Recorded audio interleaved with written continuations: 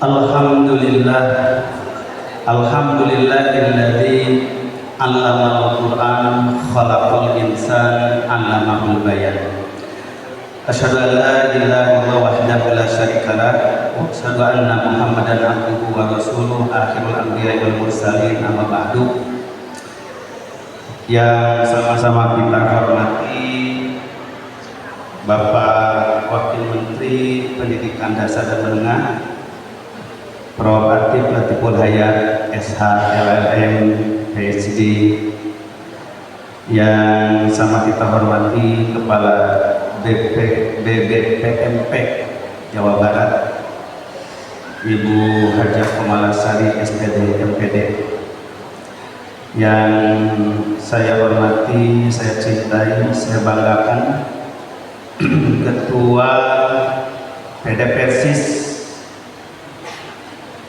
Majalengka Al Ustaz Haji Gubernur Huda SAG,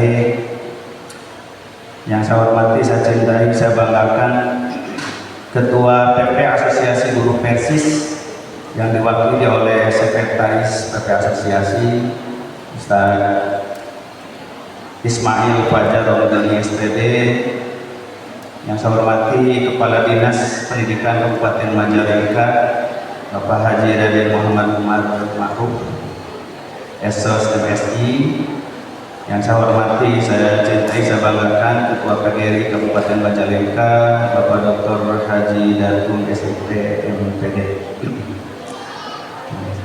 yang saya cintai, saya banggakan seluruh para pimpinan Asosiasi Guru Persis daerah Majalengka yang barusan dilantik, seluruh para tamu undangan, dan juga anak-anakku yang tercinta, santriwan-santriwati Pesantren Persatuan Islam Majalengka. Sebelum saya melanjutkan, izinkan saya berpantun untuk guru, mudah-mudahan berkenan. Pohon pisang, pohon pepaya, pohon mangga, pohon stroberi. Bapak Ibu guru yang telah berjasa, terima kasih atas ilmu yang kau beri. Pagi-pagi petik buah belimbing, siang-siang minum jamu. Berbagi ilmu sangatlah penting. Terima kasih Bapak Ibu guru.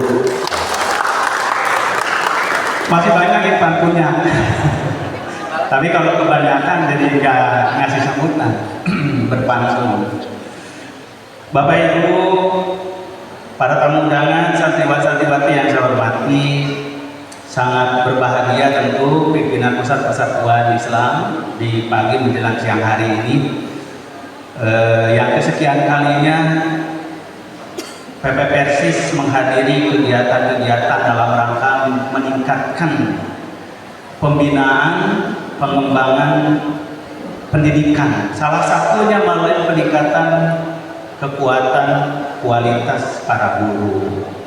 Tentu saya kira di dalam pendidikan tidak bisa dipisahkan antara kualitas guru sebagai pendidik, kemudian ketekunan dan kerajinan para santri, kemudian manajemen pendidikan di sekolah tersebut, dan juga tentu dukungan lingkungan masyarakat serta support dari seluruh stakeholder yang terkait. Pendidikan bukanlah proyek kecil, bukanlah proyek sederhana, apalagi individual, tapi proyek maha besar yang targetnya itu adalah membangun peradaban yang ideal, peradaban yang tinggi, menciptakan insan-insan yang sempurna jadi khalifah di muka bumi, menjadi insan ulul albab, menjadi pemakmur bumi, dan jadi penghuni surga. Jadi bukan hal yang sederhana proyek pendidikan ini. Karena memang Allah ciptakan manusia sejak awal penciptanya, dia diberi karakter dasarnya itu adalah potensi untuk belajar. Itulah sifat kepenasaran. Ada dua sifat dasar dalam diri manusia yang selalu menonjol. Pertama adalah sifat penasaran yang mendorong selalu bertanya. Nah, bertanya inilah merupakan proses belajar.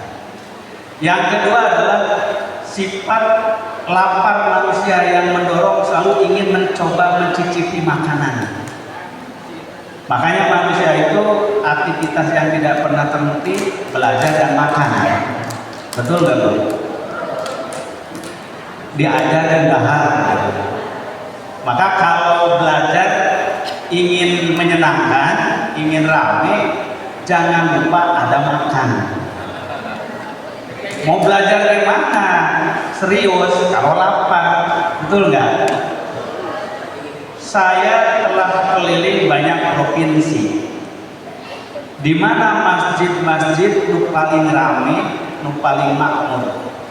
Salah satunya masjid yang mengkombinasikan antara ngaji jeung ngejo, antara belajar dan makan. Coba Bapak Ibu sekalian cek masjid di Indonesia itu ratusan ribu. Ada satu dua masjid paling makmur di Pulau Jawa, itu sangat terkenal, itu Masjid Jogokaryan. Apa salah satu kiatnya Jogokaryan itu ramai, makmur? Salah satunya itu tidak pernah absen menyiapkan makanan. Tuh. Jadi majelis mah bakal rame, lamun di majelis eta aya 3 D. D nu kahiji naon? Ulah dahar heula tuh. Cara naon geus dahar. D nu kahiji aya dengekeun. Oh. Ada yang bisa didengar. Makanya kalau ada yang bisa didengar pasti ramai majelis teh. Wah, ada Pak Wamen pasti ramai. Sabab pasti kalau menteri bawa informasi penting, betul nggak? Ada yang diinginkan. Coba yang datang sekretaris bidang tarbiyah PPPRC sepi, tetep naon dengan kenana, kan gitu. Jadi harus ada yang mau didengarkan. Siapa? Maka ketika ada objek yang mau didengarkan, menarik, pasti orang ramai. Yang kedua, ada yang konon deleukeun, punten ya. Apa deleukeun? Kasar bahasa Sunda. Ada yang dilihat, dilihat. Masuk ke ruangan ini, oh luar biasa.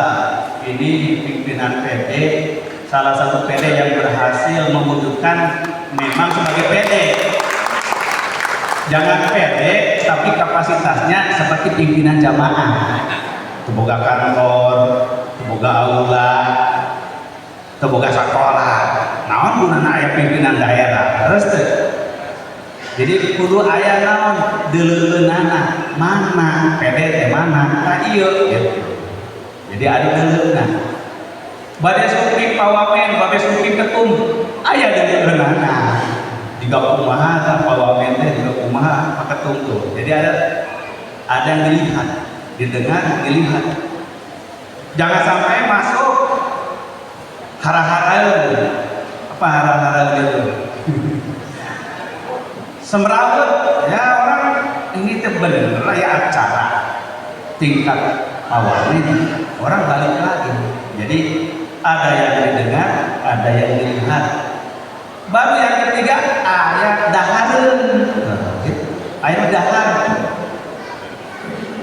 Saya berapa kali berkunjung ke Jogokaryan karena sahabat dekat saya Ustaz Jazil itu pasti saya ditembak, Ustaz ngasih pengajian ya. Begitu dilihat di spanduknya tertulis kuliah subuh Ustaz jadi kecil hurufnya, boro-boro ya foto huruf kita ayat kecil, tapi nu gede ngajeblak teh naon daftar dahareun.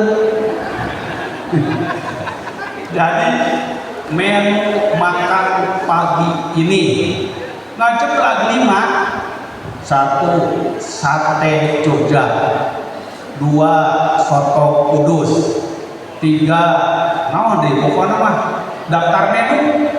Setiap menu minimal 500 porsi. Begitu datang waktu subuh membludak jamaah teh.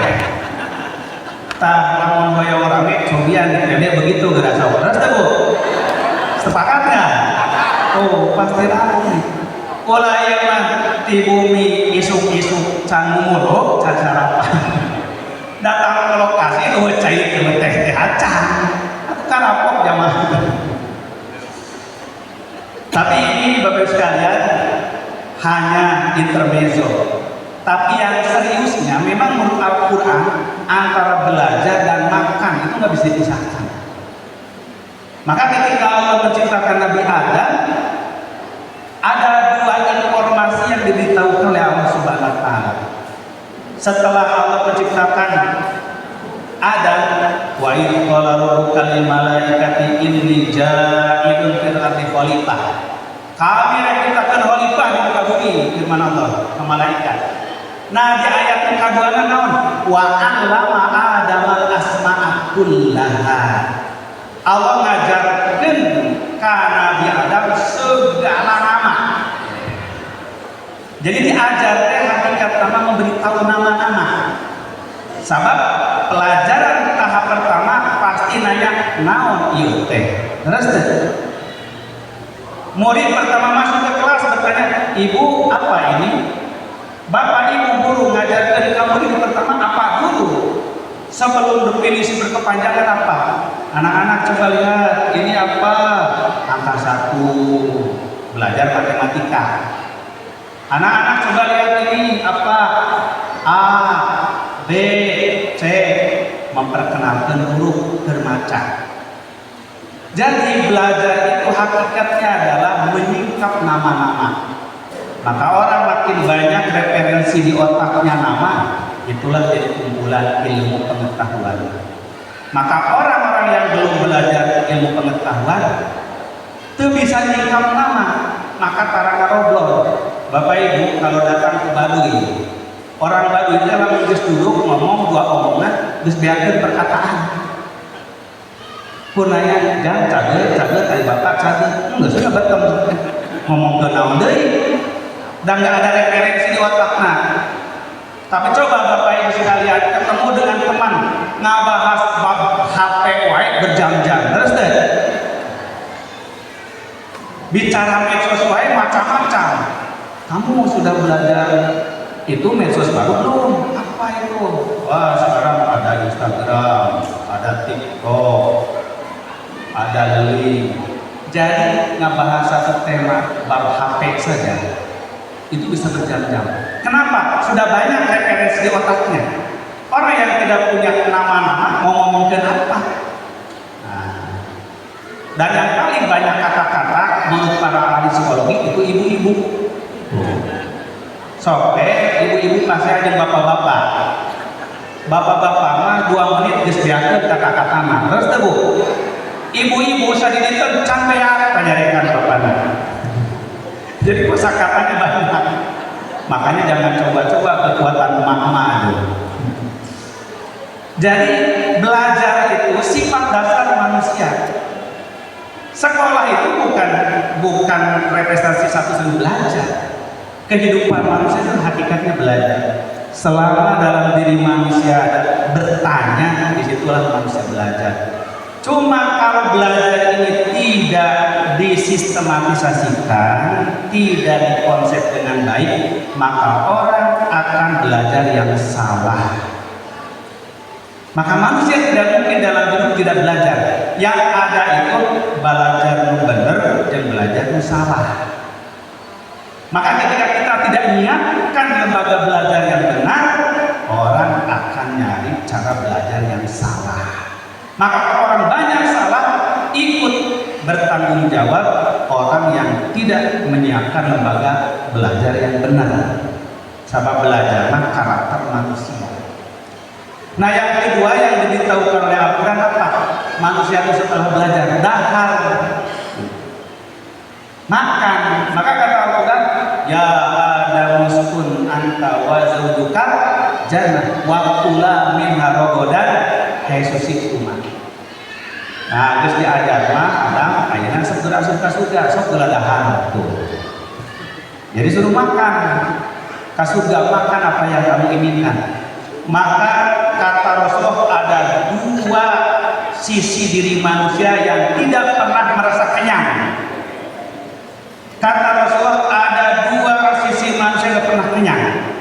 Satu, orang yang menuntut ilmu sudah merasakan lezatnya ilmu, tidak akan pernah merasa kenyang belajar. Betul? Kedua, orang yang sudah merasakan lezatnya makanan, ia akan jadi petualang kuliner. Ingin nyobaan kami ada hareun teh. Aya jalma jauh-jauh di dudukan langit teh teu kira rek nyobaan. Naon namanya teh ya ciri khas Majalengka teh? Pusat tadi ini naon teh? Surabi. Surabi Majalengka. Kasohor sudah Surabi Majalengka. Jauh-jauh hanya ingin nyobain Surabi Majalengka. Nah, sabab bagi siapa penasaran beteuna. Jadi itu pernah berhenti penasaran kedua. Penasaran akal itulah menuntut ilmu. Penasaran perut itulah nyari makanan. Makanya kenapa kita melihat aspek positif dari program makan untuk anak-anak. Ini bukan menjustifikasi ya, tapi memang faktanya. Tapi bagaimana makan ini tidak lepas dari pendidikan, itu yang penting. Apalagi ini pendidikannya karakter. Ada pendidikan karakter mah Bapak Ibu tentu bukan hanya masalah materi pelajaran, bukan hanya masalah di kelas. Salah satu pendidikan karakter yang ditanamkan oleh Al-Quran dimulai dengan pola makan yang benar. Nah, inilah korelasinya pendidikan dengan makan. Saya tidak termasuk 100% mendukung makan gratis. Kalau saya mah pengennya dibagikan uangnya, Bapak Ibu. Setuju nggak bagikan uangnya? Setuju. Coba kalau bagikan uangnya lumayan ibu-ibunya. Tapi lalu diberikan uangnya dijamin tuh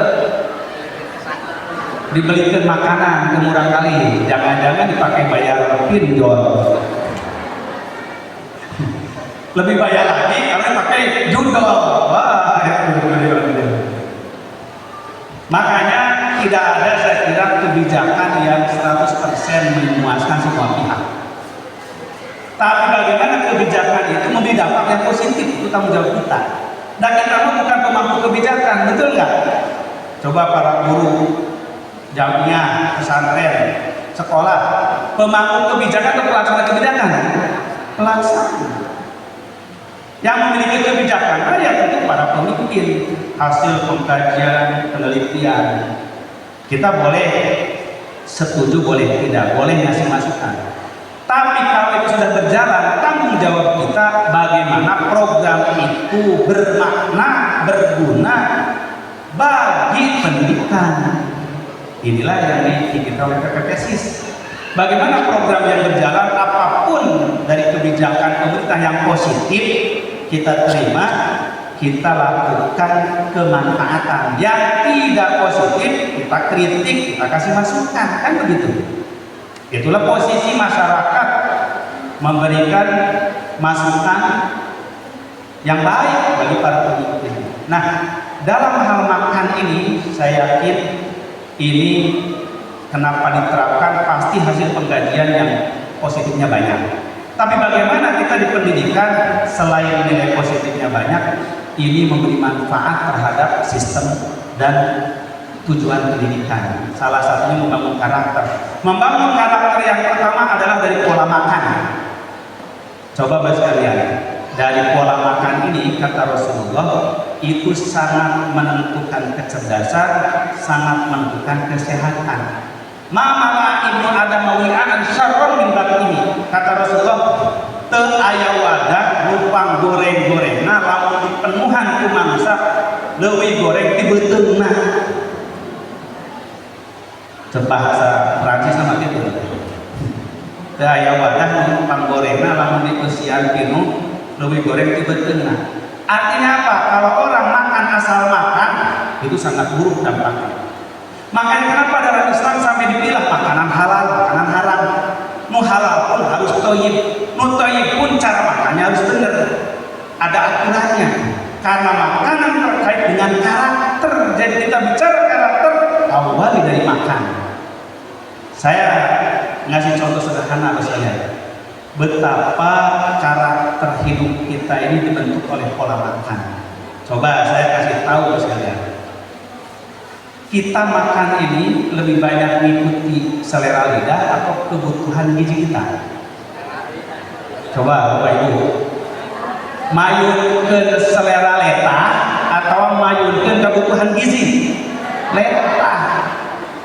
Buktina naon? Lamun enjing-enjing ibu-ibu nyayogikeun tuangan, nyiapin makanan untuk putra-putrinya. Yang satu adalah ceplok telur atau puluk telur, ibunya. Sehat ke telur? Sehat. Rebus wortel, rebus timun, rebus sayur-sayuran, disimpan, ditanggalankeun. Belah dieu tah, belah katuhu. Belah kenca gorengan jeung sebelah. Cik, kira-kira yang diserbu oleh anak kita mana? Gorengan jeung sebelah. Coba. Artinya apa? Kita secara budaya telah didoktrin makan itu mengikuti lezatnya, mengikuti selera, bukan makan mengikuti kebutuhan tubuh. Ini bahaya bagi peradaban. Ini bahaya bagi kecerdasan, bagi kesehatan. Maka budaya makan kita harus diakui selama ini salah. Akibat pola makan yang salah tidak mengikuti perintah Al-Quran, yaitu kulu min rizqillahi halalan thayyiban washkuru lahu in kuntum iyyahu ta'budun. Makan rezeki kita nu halal dan thayyib. Jadi bukan resep unggul. Kita kalah dalam pola makan mendahulukan karesep daripada kabutuh tubuh.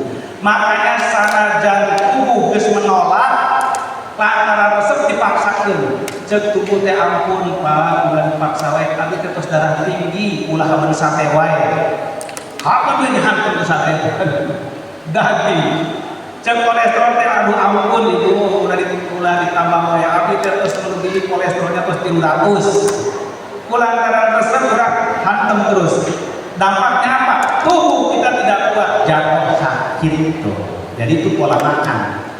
Maka Bapak sekalian, pendeknya, singkatnya, bagaimana kita mendidik anak-anak karakter dari perbuatan yang sederhana dulu. Pola makan. Bagaimana makan dengan bismillah. Bagaimana makan dengan kesadaran ini rezeki dari Allah. Bagaimana makan dengan kesadaran syukur atas nikmat karunia Allah. Bagaimana makan itu mendahulukan kebutuhan tubuh, bukan kesenangan lidah. Walaupun lidah kurang suka, tapi ini tubuh butuh obat-obatan herbal, makanan bergizi terpaksa kulit makan. Itu orang yang cerdas, orang yang berkarakter. Insya Allah kalau kita sudah terbangun karakter pola makan yang merupakan sifat dasar kehidupan kita, akan terbentuk karakter-karakter yang lain. Maka saya mengajak, saya menyerukan di banyak tempat, mari kita melakukan pendidikan karakter, salah satunya pola makan yang baik benar. Dan itu diawali di rumah, nanti dibiasakan di sekolah. Di rumah anak-anak diogoh wae di ibu-ibuna, di sekolah mah dipaksa kudu seragam dahareunana. Terus teh piring nawe kudu seragam. Terus teh biasa teh MPG bawa piring masing-masing. Pak Wamen, boleh nggak itu bawa piring masing-masing itu murid? Nggak boleh. Piringnya harus sama. Gitu. Memang ada isu piringnya katanya prosesnya ada enzim babi, sudah dijamin oleh ketua BPJPH bersih, tidak ada. Itu yang diproduksi di Cina, gitu, bukan di Indonesia. Piringnya harus sama supaya tidak ada iri-irian yang kaya dengan yang miskin. Mau kaya mau miskin, punya tidak punya, piringnya sama. Jenis makanannya pun sama. yang kaya, yang miskin, yang punya, yang tidak punya, semuanya telur hari ini telur, semuanya tempe, tempe. Maka akan membangun karakter kesetiakawanan sosial, kebersamaan, toleransi, empati. Oh geuning babaturan abdi mah tuang ngawen ieu berarti di bumi teh aya dimanjakeun teuing mamah teh barangkali. Tapi lamun ibuna teu ngadukung engke diharewasan ka budakna. Asep lamun teu mah canak we kumaha ka dieu kewang dikeun ka hayam. Eta mah teu ngadidik ibu-ibuna. Kuduna mah selama itu halal sehat kedah dituang ulang nuturkeun karesep. Saya kira Bapak Ibu yang saya hormati, saya cintai semuanya, pada kesempatan yang baik ini atas nama pimpinan pusat saya merasa berbahagia mengapresiasi dan mengucapkan selamat kepada Asosiasi Guru Persis di Kabupaten Majalengka. Mari kita bersama-sama berikhtiar mewujudkan lembaga pendidikan kita, membentuk karakter anak-anak. Kalau dalam filosofi Sunda kumaha barudak urang teh supaya kahiji cager, artinya sehat, makanya makanan bergizi. Yang kedua harus bager, dididik akhlaknya. Yang ketiga kudu cager, bager, pinter, kudu pinter.